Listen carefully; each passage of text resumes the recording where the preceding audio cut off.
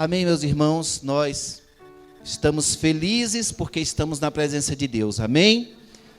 Creio que você tem acompanhado essa série de pregações que nós temos feito. Encerramos aqui sobre os milagres de Jesus na vida de pessoas. E nós vamos começar, já começamos um novo ciclo, uma nova série sobre os milagres de Jesus que ele operou na natureza. Os milagres sobre a natureza. Domingo passado, o presbítero Davi trouxe uma explanação maravilhosa aqui, com muitos slides, muitas imagens, virou marca registrada do presbítero Davi, virou uma aula de geografia com uma pregação, mas geografia bíblica, embasada na Bíblia. Então, assim, para mim, irmãos, que gosto do estudo mais aprofundado, eu achei maravilhoso. Não sei se você se cansou, mas é interessante o que foi pregado aqui, porque nós compreendemos melhor a grandeza de Deus.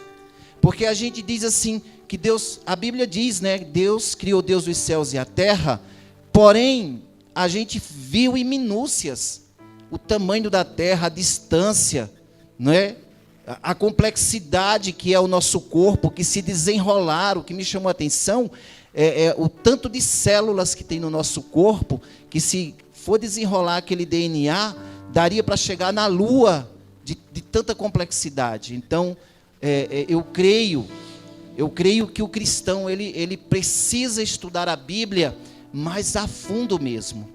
Nós precisamos compreender essas coisas. Então, hoje eu espero que Deus também fale ao teu coração. Espero que você tenha chegado aqui com expectativas de que não o pastor Henrique vai falar alguma coisa, porque muitas vezes nós acostumamos até com o pastor local, a gente fala, é o pastor que vai pregar, A gente gosta quando vem um pastor visitante, parece que a expectativa é maior, mas gere essa expectativa no seu coração todos os domingos que você entrar aqui. Todos os domingos que você pisar o limiar dessa porta, deixa o Espírito Santo falar, entre com o coração aberto em nome de Jesus. Amém? Vamos abrir nossas Bíblias em Mateus capítulo 14. Leiamos então. E logo ordenou Jesus que os seus discípulos entrassem no barco e fossem adiante para outra banda, enquanto despedia a multidão. E despedida a multidão, subiu ao monte para orar à parte. E chegada já a tarde, estava ali só. E o barco estava já no meio do mar, açoitado pelas ondas, porque o vento era contrário. Mas, à quarta vigília da noite, dirigiu-se Jesus para eles, caminhando por cima do mar. E os discípulos, vendo-o caminhar sobre o mar, assustaram-se, dizendo, é um fantasma, e gritaram com medo. Jesus, porém, lhes falou logo, dizendo, tende bom ânimo, sou eu, não temais.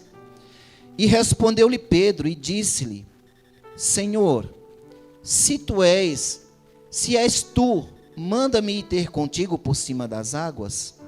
E ele disse, vem. E Pedro, descendo do barco, andou sobre as águas para ir ter com Jesus. Mas, sentindo o vento forte, teve medo e, começando a ir para o fundo, clamou, dizendo, Senhor, salva-me. E logo Jesus, estendendo a mão, segurou e disse-lhe, homem de pequena fé, por que duvidaste? E quando subiram para o barco, acalmou o vento.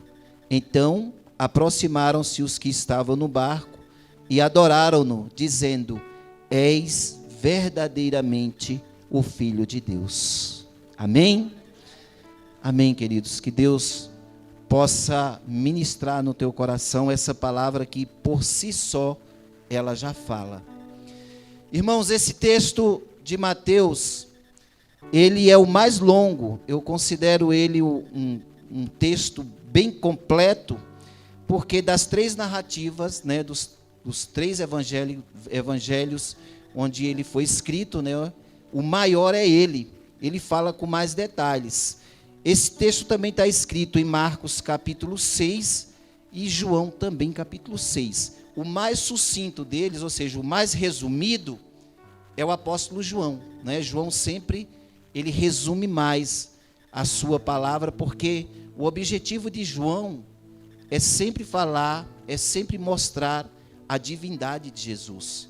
Eu poderia pregar justamente em cima de João, porque o objetivo dessa pregação hoje aqui é mostrar a divindade de Cristo, é mostrar quem Ele é. Então vamos caminhando aqui nesse texto. Para nós entender o contexto, nós podemos observar que antes, nós temos aqui no capítulo 14, uma notícia trágica que é a morte de João Batista. João Batista, ele foi degolado, né? Sua cabeça foi decepada por Herodes Antipas, chamado tetrarca. E depois disso tem a outra narrativa da primeira multiplicação dos pães e peixes, que está aí pertinho. Então, essa história, essa narrativa, ela está relacionada com os fatos anteriores. Jesus, ali cercado de pessoas, cercado pela multidão, como sempre, ele se retirou para um lugar, mas a multidão descobria onde ele estava, sempre descobria. As pessoas sedentas iam atrás dele. A palavra de Deus fala que Jesus olhou para aquelas pessoas e viu como um rebanho de ovelhas que não tinha pastor. Então Jesus sempre se compadecia dessas multidões. E ali as pessoas foram se achegando e a multidão se formando, e foi ficando tarde, e os discípulos falaram: Senhor, despede esse povo, já está tarde, despede esse povo, eles precisam se alimentar. E Jesus falou: não é certo, o certo é que vocês alimentem eles. E eles acharam aquilo absurdo: mas como, Senhor, nós vamos alimentar tanta gente se nós temos tão somente aqui 5 pães e 2 peixinhos só? E o Senhor mandou aquela multidão se assentar, e ali, para resumir, né, os irmãos já conhecem a história, Jesus multiplicou os pães e peixes e alimentou, diz a narrativa que ele alimentou uma multidão de 5.000 pessoas, sem contar crianças e mulheres. E diante desse fato, o que aconteceu? Jesus, né, estava já também um pouco triste, digamos assim, porque ele é homem, era homem, né, quando ele andou aqui era homem, e ele se retirou para um lugar deserto, justamente quando ele soube da morte de João Batista, porque ele sabia que ainda não tinha chegado a sua hora. Ele precisava ainda executar o seu ministério, ele precisava caminhar, e ele estava, imagine a situação, Jesus, triste pela morte do seu amigo, João Batista, um grande homem de Deus. João foi o único homem, né, elogiado de tal maneira, né, que disse que na terra não houve homem maior do que João Batista, profeta. Então, Jesus, quando ele multiplicou os pães, aquela multidão achou que ali estava o rei de Israel. Então, as pessoas, o Evangelho de João vai dizer, que no versículo 15, João 6,15, que as pessoas queriam arrebatar Jesus e fazer dele rei. As pessoas achavam que Jesus era um chefe político, alguém que iria se insurgir contra o domínio de Roma, né, que dominava toda aquela região da Galileia, Judeia e adjacências ali. Então eles achavam que Jesus era esse rei que eles precisavam. Eles não entendiam que o seu reino era espiritual. E aí é onde entra essa narrativa. E aqui logo começa dizendo: e logo ordenou Jesus que os seus discípulos entrassem no barco e fossem adiante para outra banda, enquanto despedia a multidão. Então o que Jesus fez? Jesus combinou com seus discípulos: entrem aqui e vão indo. Já era um pouco tarde, né, começo da noite, vão indo. que depois eu me encontro com vocês na outra margem do mar de Tiberíades. Vão indo. E eles foram. Jesus ficou mais um tempo, despediu a multidão. E diz a narrativa que Jesus sobe depois para orar. Versículo 23. Despedida a multidão, subiu ao monte para orar à parte. E chegada já a tarde, estava ali só. Isso aqui, irmãos, é algo interessantíssimo para nós. Se Jesus, sendo Deus, Jesus que tinha uma vida reta, uma vida pura, em nada pecou, ele costumava se retirar e passar horas orando. Imagine eu e você, o quanto nós não precisamos estar aos pés do Senhor, separar o nosso tempo diariamente, para que nós possamos aliviar a ansiedade, os nossos medos que assola a nossa alma. Então Jesus se retirou, ficou ali orando, subiu ao monte, né? A prática que nós temos hoje da igreja, vamos orar no monte, vem daqui, né, irmãos? Jesus subia no monte. Mas o nosso monte não é necessariamente um monte, eu ter que ir para dentro do mato e subir. O nosso monte é minha casa, é meu quarto, é no meu trabalho. E Jesus ficou ali por muito tempo. E o barco já estava no meio do mar, diz o versículo 24. Açoitado pelas ondas, porque o vento era contrário. É interessante que o mar da Galileia é chamado mar, mas é um lago grande, com uma extensão de 21 quilômetros, né, de extensão, de comprimento, e 14 de largura, 14 quilômetros. Então é um lago muito grande, mas não é exatamente um mar, né? Mas o que acontece? Os ventos ali, por ele ser dentro de uma, é como se fosse uma panela, né?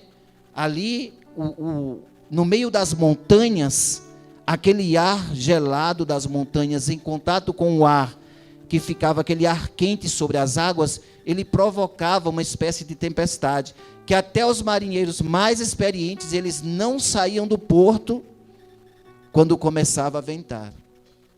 Mas os discípulos já tinham saído e começou aquele vento. Começou aquela agitação e as ondas eram enormes, porque quando esses ventos começavam, eram ondas até de 3 metros de altura. E então, aqueles homens ficaram agoniados, sabe, no meio da tempestade, remando. E olha que eles eram marinheiros experientes. Não estou falando de pessoas como eu e você, que não sabe nem entrar num barco direito. É pessoas já acostumadas com as tempestades. E Jesus não chegava, orando lá no seu lugar. E aí no versículo 25 vai dizer que quando foi na 4ª vigília da noite, dirigiu-se Jesus para eles, caminhando por cima do mar. É aqui que está a maravilha. É aqui onde está o cerne aqui dessa mensagem. A maravilha da revelação. Jesus estava vendo aqueles homens. Jesus estava vendo eles ali naquela luta constante, remando, os músculos já ficando retesados, já ficando cansado de tanto remar. Imagine como não é cansativo você ficar lutando contra as ondas. Mas Jesus estava vendo tudo. É interessante nós entender isso aqui, irmãos. Versículo 25 fala, a 4ª vigília da noite. Os judeus, eles dividem a noite em quatro períodos. Das 6 da noite até as 9 é a primeira vigília. Das 9 à meia-noite é a segunda. Da meia-noite às 3 da manhã é a terceira vigília. E das 3 da manhã até as 6 da manhã é a 4ª vigília. Foi entre esse período que Jesus chegou. Foi entre esse período que Jesus chegou para socorrê-los.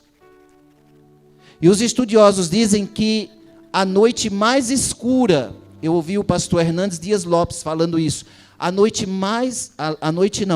hora mais escura da noite não é meia-noite, é justamente antes do dia amanhecer. É onde antecede das 3 da manhã até o raiar do dia. É a hora mais sombria, é a hora mais escura. E foi nessa hora tenebrosa que Jesus chegou ali. Jesus chegou e aqueles homens estavam aflitos. E quando os discípulos viram Jesus caminhando sobre o mar, versículo 26, vão acompanhando aí, irmãos. Assustaram-se, dizendo: é um fantasma, e gritaram com medo. Eu fico imaginando, irmãos, porque um monte de mulheres juntas gritando, a gente até entende, mas você imagina um monte de homem dentro de um barco gritando. O Evangelho de Marcos, acho que é Marcos, se eu não estou enganado, diz que eles gritaram muito, né? Imagina a gritaria com medo de um fantasma. E eu acho interessante que Augusto Nicodemos fala que eles olhando para Jesus, né, ele falando uma teoria dele, isso não é bíblico. Eles imaginaram, pode ser, será que isso aí é o próprio inimigo que provocou essa tempestade para nos destruir? Né? Será que é o Espírito que está vindo? Então, irmãos, isso é interessante, porque em Marcos diz que eles não tinham ainda compreendido o milagre da multiplicação dos pães e peixes. Ou seja, se esses homens tivessem compreendido tão bem o que Jesus fez lá atrás, eles saberiam muito bem que aquele que estava andando sobre as águas é o mesmo que multiplicou os pães e peixes. Amém? Mas vamos continuar aqui na narrativa. Versículo 27. Jesus, porém, lhe falou logo, dizendo: tende bom ânimo, sou eu, não temais. E aí Pedro já toma a dianteira, né, irmãos? Eu acho que Pedro, eu tenho um pouco de Pedro, né? Eu sou um pouco precipitado nas palavras, às vezes, eu, né, preciso me conter. E Pedro já disse: Senhor, se és tu, manda-me ir ter contigo por cima das águas. E ele disse: vem. E Pedro, descendo do barco, andou sobre as águas para ir ter com Jesus. Irmãos, o único que fala sobre essa ousadia de Pedro é Mateus. Se você for ver em João nem menciona, né, isso. Por quê? Porque cada pessoa, às vezes as pessoas acham que os evangelhos se contradizem. Não. É que cada pessoa tem um jeito de contar uma história. Eu e Miriam, nós somos bem diferentes para contar a história. Ela chega e fala: e lá, Preta, como foi lá na igreja? Ah, foi muito bom, tinha muita gente trabalhando. Se eu chegar, eu falo: estava a irmã Rita, estava fulano de tal, fulano de tal, fulano de tal, Valquíria, ia dizer todo mundo. Quantas marmitas vendeu, eu já ia dizer. Então, é o estilo de cada pessoa. Tem gente que é resumido nas palavras e já tem gente que é mais, né, detalhista. Então, aqui, Mateus observou uma coisa interessante, que Pedro disse: Senhor, eu quero, deixa eu ir. E Jesus falou: vem. E ele foi. Agora, irmãos, o que é interessante é que Pedro também andou sobre as águas. Pedro também andou sobre as águas. E isso aqui é uma prova de que eu e você, quando nós temos fé, nós fazemos as mesmas obras de Jesus. Amém? Nós fazemos as mesmas obras. Aquele que tem fé, obras ainda maiores farão. Então, irmãos, como não crer que Jesus cura hoje? Como não crer que alguém está com uma enfermidade e eu vou lá e coloco a mão e oro e Jesus não pode curar? Claro que Ele cura. Claro que Ele cura. Eu mesmo sou prova disso, estou de pé pela misericórdia do Senhor. E outras pessoas aqui também. Então, às vezes, eu já vi muitas pessoas criticar Pedro, né?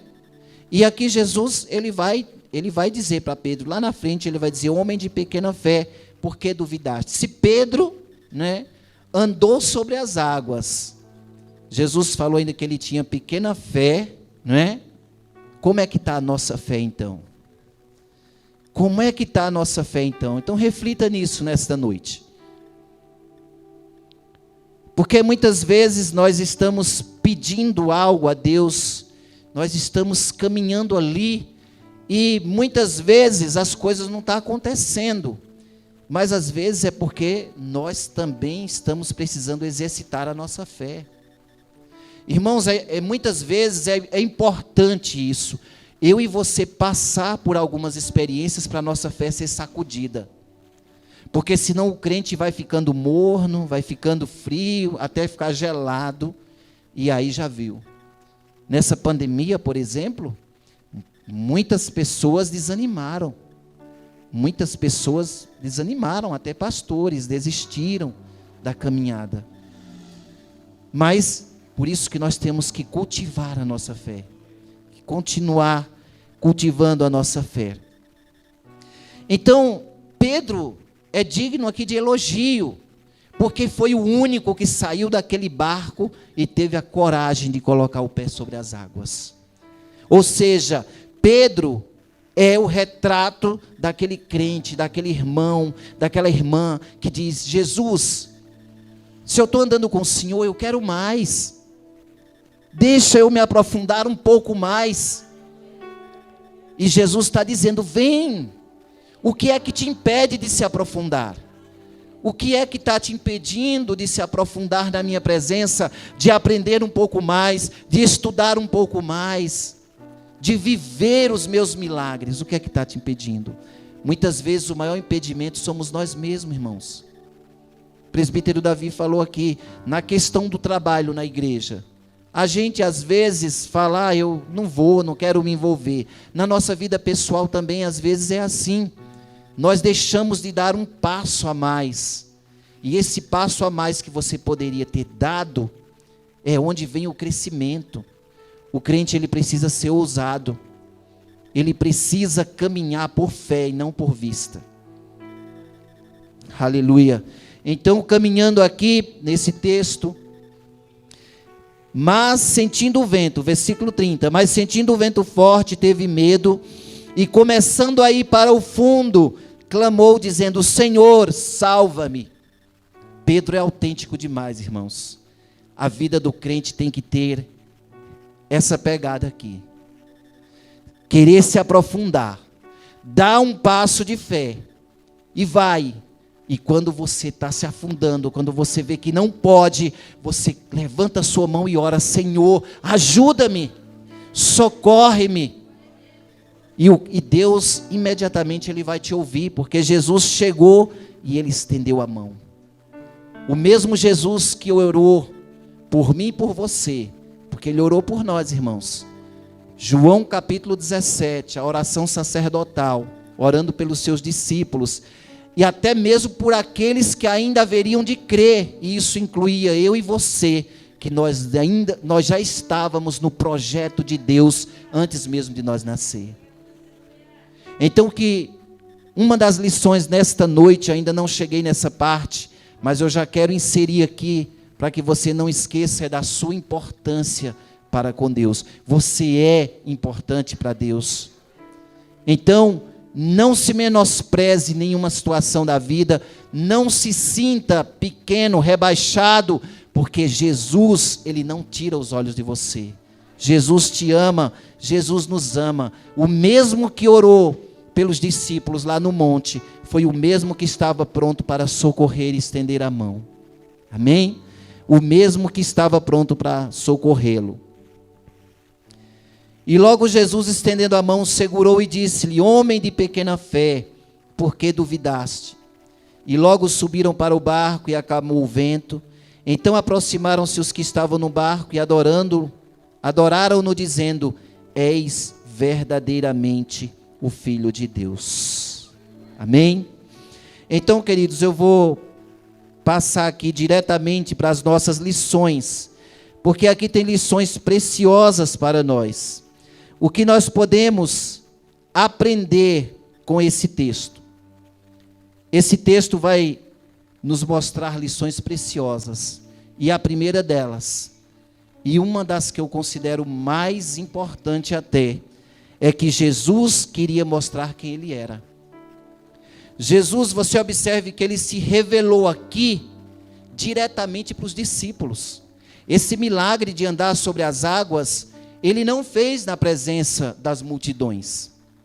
Então, isso aqui traz para nós uma aplicação bem prática. Aquele que já está andando com Jesus, Jesus vai se revelar para você de um modo diferente. Ele vai se revelar para você de uma forma que você entenda, que não fique dúvidas de que Deus é com você. Irmãos, tem dia que a gente acorda naqueles desânimos, não é verdade? E essa semana eu acordei tão cabisbaixo que, sabe, eu não sei explicar, uma tristeza dentro de mim. E eu fui ler a palavra e Deus me deu uma palavra que eu nem esperava. Deus não foi nada planejado. Eu falei, eu vou pegar a devocionalzinha mesmo, aquele pão diário, e eu vou ler. E eu abri, olha o texto que eu abri, Juízes capítulo 6. Deus falando com Gideão. Vai nessa força que eu sou contigo, homem valoroso. Irmãos, aquilo me deu uma força. Aquilo me deu uma força tão grande. Aquilo deu um alento para a minha alma. Então eu quero dizer para você que Jesus, Ele fala conosco de um modo especial quando você busca, principalmente dentro das Escrituras. Jesus, Ele não se revela dessa forma para as multidões. Ele não vai chegar para as multidões e dizer, vai nessa força, homem valoroso, mulher valorosa. Ele fala para aquele que já está caminhando com Ele. Para aquele que tem o seu particular com Ele. Para aquele que passa horas gemendo aos pés do Senhor, falando das suas fraquezas. Nós precisamos falar para o Senhor, irmãos, das nossas fraquezas, das nossas limitações. Não é vergonha nenhuma. Para Jesus, falo mesmo. É como Davi falou, quando Mical desprezou ele, dançando alegre na presença, ele falou, eu danço mesmo, para o meu Senhor eu me danço mesmo. Então para Deus não tem segredo, porque mesmo que você não fale, Ele sabe quem você é. Não falar quem você é para Deus, você só está alimentando o seu orgulho, e isso gerando enfermidades na sua alma. Então a primeira lição, Jesus queria mostrar quem Ele era. Aliás, irmãos, todos os milagres de Jesus vai apontar para a divindade dele. Tudo que Jesus fez, o que é apontar? É que o judeu, ele tem a lei, né? Lá atrás, a lei de Moisés, o judeu valoriza muito a lei de Moisés. Esses homens aqui eram todos judeus. Você imagine só, para esses homens se prostrar e olhar para Jesus e dizer, verdadeiramente tu és Deus, adorar. Para um judeu falar isso, irmãos, ele tem que entender que Jesus realmente é Deus, porque ele só adora um só Deus, e eles se prostraram. O texto diz aqui, irmãos, a coisa mais linda que o texto vai dizer aqui, é quando o versículo 33, a parte B diz, és verdadeiramente o Filho de Deus. Irmão, lembro quando eu reconheci que Jesus era verdadeiramente o Filho de Deus, dia 6 de agosto do ano de 2000, foi quando eu me rendi na sala da minha casa, no meu quarto, aliás, e eu disse, eu creio que tu és o Cristo e eu entrego minha vida ao Senhor. Porque até então eu não sabia quem era Ele. Eu sabia que Ele tinha morrido numa cruz. Eu sabia a história da coroa de espinho. Eu sabia a história das vestes dele dividida, mas eu não sabia que Ele era aquele que queria entrar no meu barco, aquele que queria estar comigo, aquele que queria um particular comigo.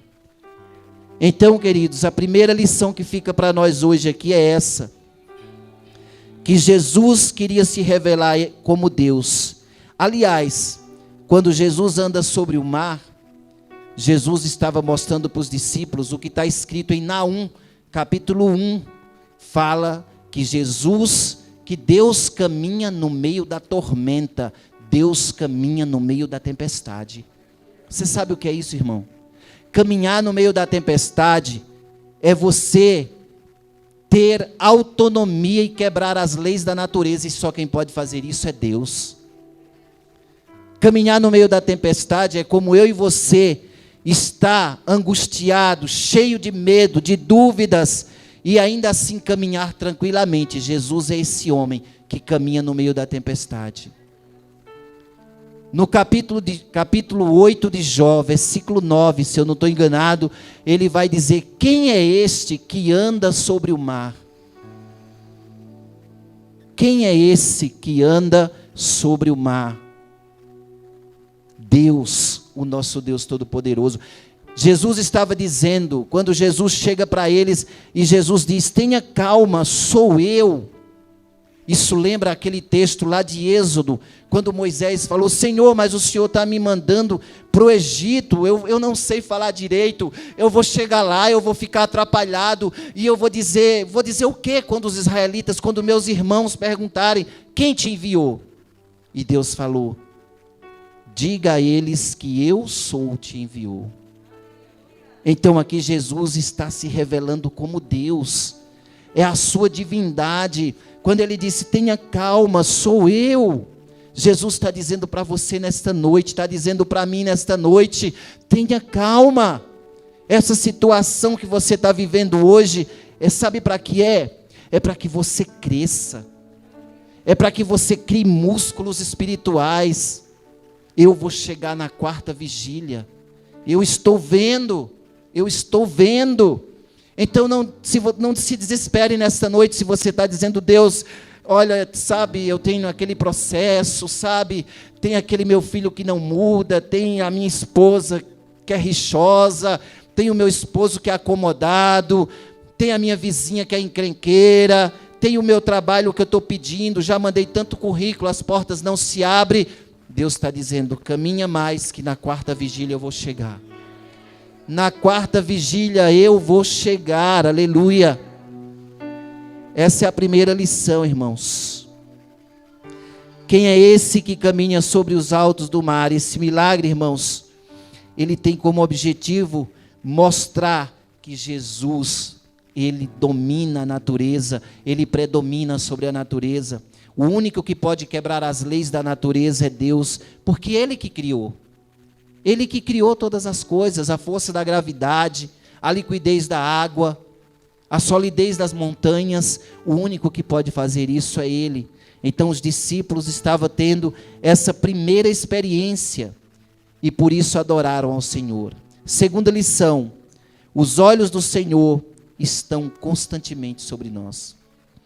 Às vezes você pensa que está só, desamparado, desamparada, mas o Senhor está vendo tua luta.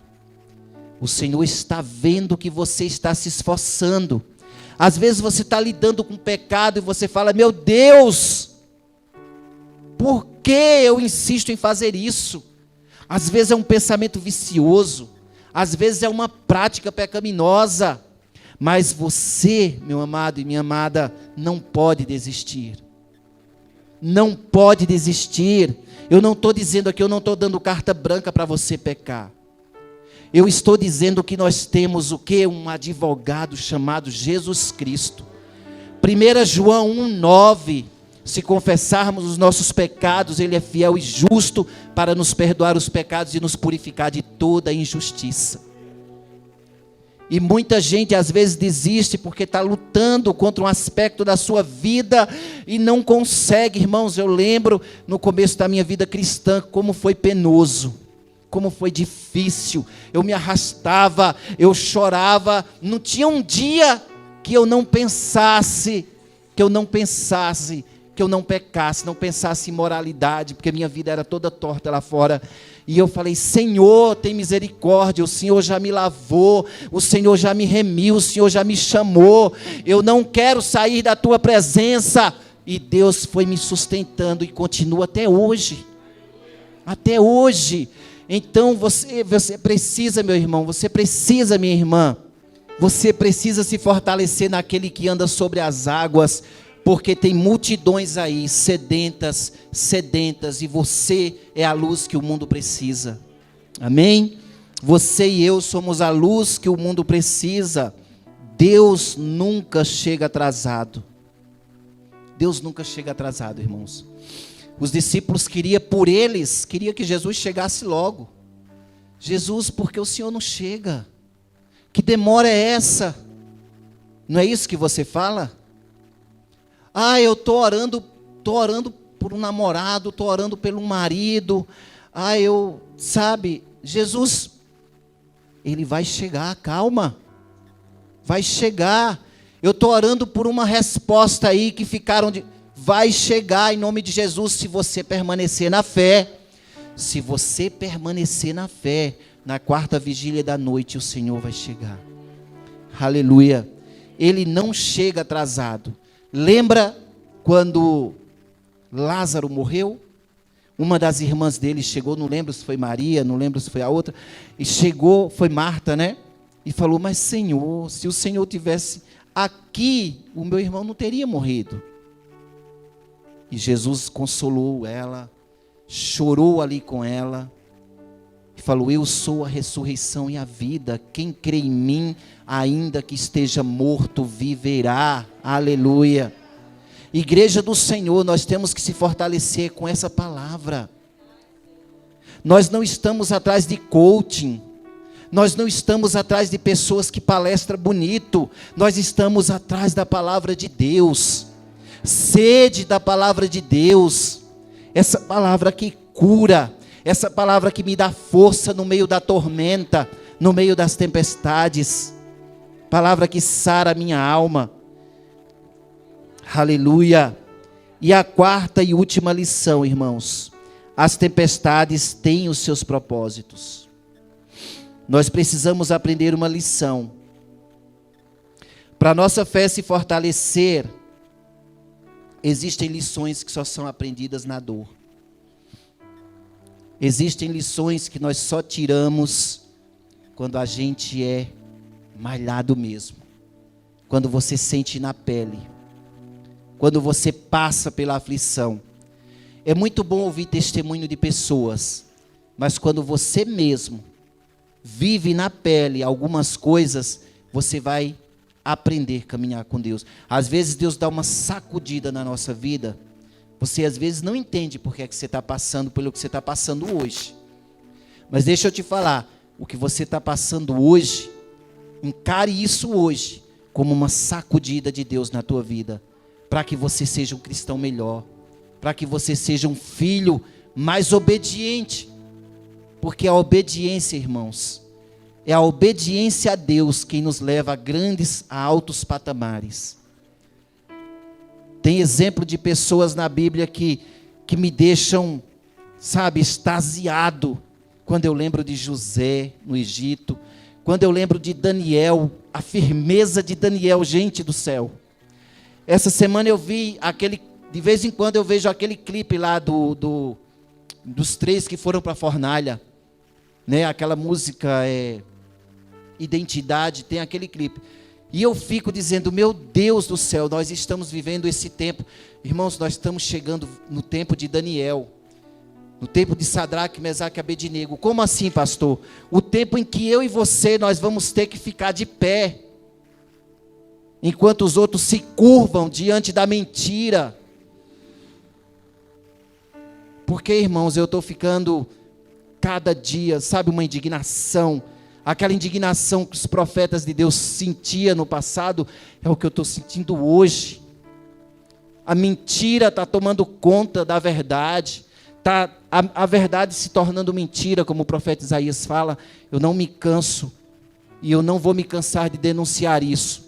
Sempre que eu puder desconstruir a mentira de Satanás no meio da sociedade. Essa questão de identidade de gêneros está se tornando algo perigoso. Eu ouvi uma entrevista da ministra Damares, que ela disse que eles estão bolando umas leis sinistras. Estão bolando uma lei que quem for contra eles vai ser preso e não vai ter nem fiança pela sua prisão. Coisas terríveis. Coisas terríveis. A China já está se precavendo, vai legalizar, vai regularizar melhor as igrejas que tem lá, porque ela está com medo, porque o cristianismo está crescendo demais e eles estão se sentindo ameaçados, porque todos nós sabemos que a China é um país ateu. Então, irmãos, é a hora, a peneira está chegando. É por isso que nós temos pregado e ensinado para os nossos jovens, adolescentes aqui, não perca tempo com bobagem, não perca tempo querendo imitar o mundo, vocês é que tem que ser luz para o mundo. Tem coisa na sua vida que nem precisa eu, pastor, ou presbítero Davi, pastora Miriam, os diáconos da igreja ficar te instruindo, dizendo não faça, não use, não manuseie. São coisas que você tem que buscar do Espírito Santo, o que isso vai acrescentar na minha vida. O que isso vai acrescentar na minha vida. Sabe, irmãos, se tem uma coisa que o crente tem que ser, é radical naquilo que ele acredita. É radical naquilo que ele acredita. Porque a palavra de Deus, que o reino de Deus é tomado à força. E eu entendo bem essa expressão agora, por quê? Porque não é nós brigando com espada, não. É nós brigando pela fé. É nós declarando quem é Jesus para o mundo. É nós resistindo dia após dia. E eu temo de que quando chegar esse dia de eu e você ter que se declarar, muita gente correr, muita gente negar a Cristo. Inclusive eu peço, Senhor, me dê firmeza para eu não negar o teu santo nome.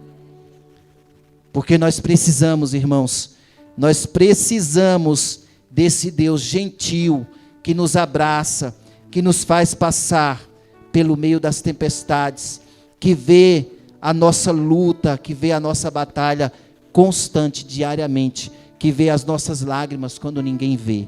Nós precisamos desse Deus. Nós não precisamos de um conhecimento histórico do Jesus que morreu na cruz, Jesus que derramou sangue. Não, isso aí a gente já sabe, o mundo já sabe. Alguns até zombam. Fala que a história, da carochinha. Os ateus mesmo dizem que Jesus não andou sobre o mar. Que Jesus foi até eles pelo caminho das pedras, Jesus sabia o caminho das pedras e chegou até ele. Porque não creem.